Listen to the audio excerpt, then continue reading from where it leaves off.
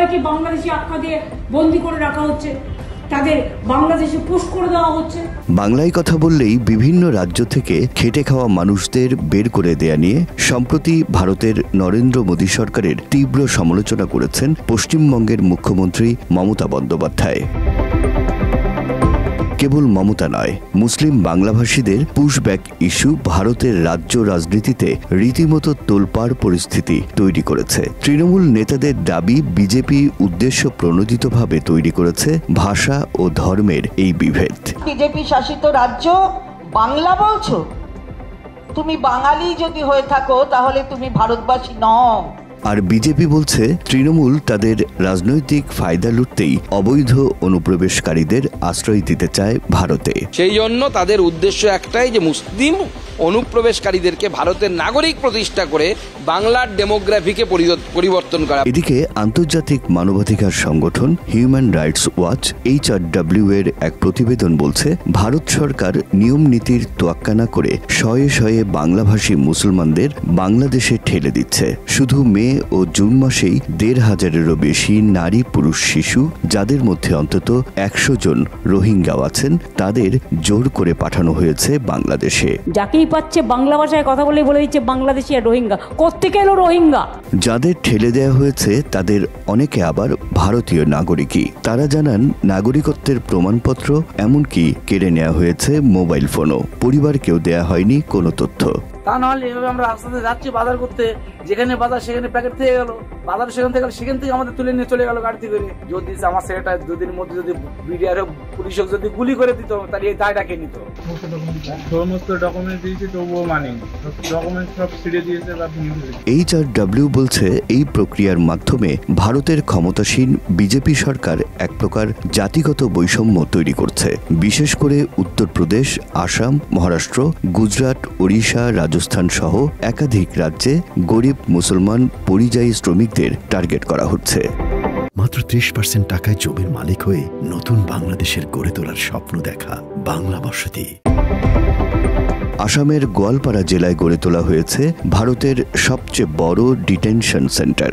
বাংলাদেশি ঘোষণা করে অনেককেই বন্দী করে রাখা হয়েছে সেখানে, অথচ তাদের কারো ক্ষেত্রেই সঠিক কোনো যাচাই প্রক্রিয়া মানা হয়নি।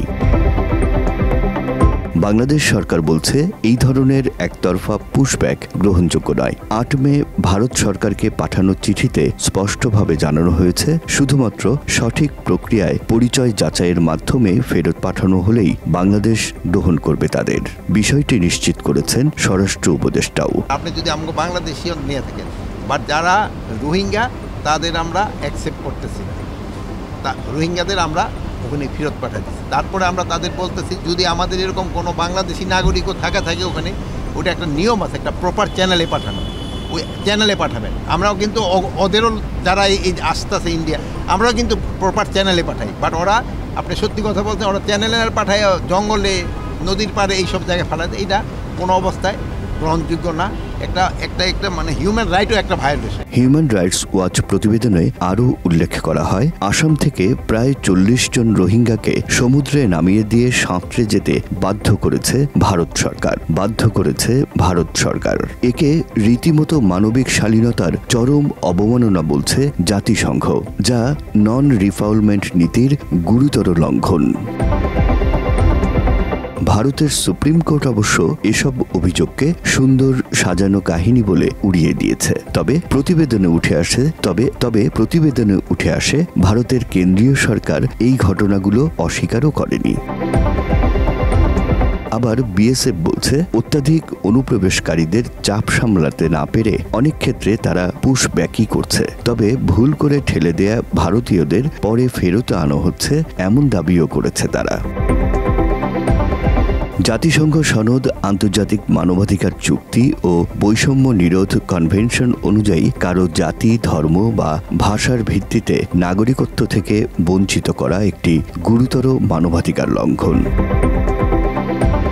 মূলত বিতাড়নের শিকার মানুষেরা বাংলাভাষী এবং মুসলমান। ভাষা ও ধর্মের পরিচয়কে অপরাধ বানিয়ে একের পর এক ভারতীয় রাজ্যে তাদের চিহ্নিত করা হচ্ছে, আটক করা হচ্ছে, ঠেলে দেয়া হচ্ছে সীমান্তে। বিশ্লেষকরা বলছেন, এ ঘটনা শুধু সীমান্ত সমস্যা নয়, এটি রাষ্ট্রীয় বৈষম্যের ঘোষণা, যেখানে বাংলাভাষী মুসলমানদের নাগরিক অধিকার, মর্যাদা ও পরিচয়কে প্রকাশ্যে অস্বীকার করা হচ্ছে।